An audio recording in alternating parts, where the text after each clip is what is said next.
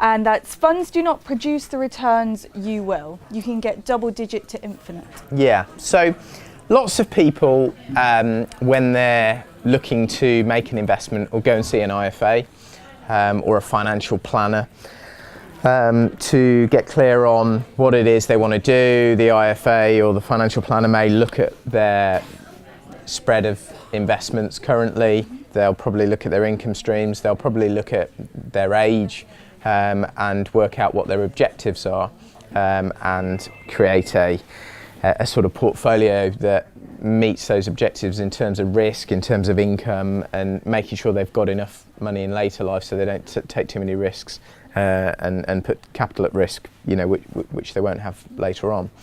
I think that's fine, but what tends to happen is they'll sit with an IFA and the IFA will say, well, yeah, I mean, you know, you need some property and you could have some sort of UK-based equities and you could have some equities in, I don't know, the Far East or wherever else. Maybe we'll get you some government bonds and some gilts and all this sort of stuff.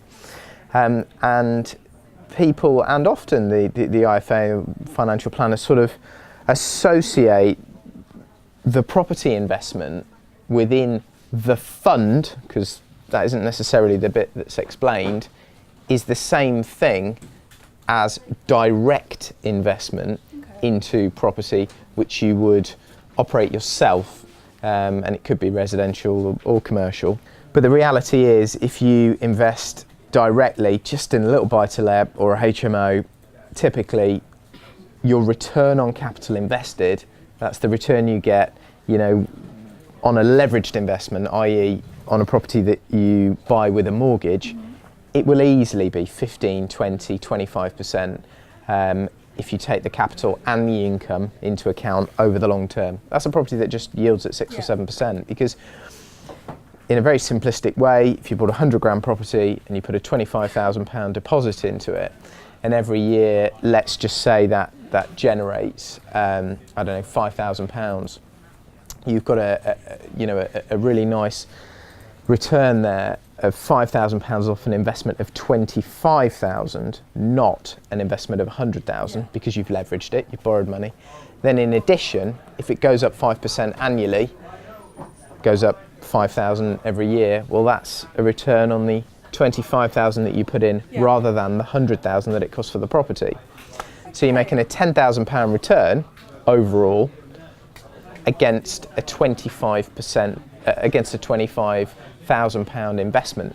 I learned 11 years ago that you should learn to manage your money and you should manage your own investments. No one cares about your money more than you. And the better you get at managing your money, the more you will make. And this is not against anyone else who might manage your money. It's not a judgment call, but we'll all manage our own money better than anyone else. Just like you'd look after your own child, maybe better than a babysitter would, because it's your money. And you get infinite return on learning how to manage your money well. Because the better you learn how to manage your money, the more money you make investing your money. So it's a return on the knowledge as well as a return on the money. There you go. What a one to end on. That's fantastic.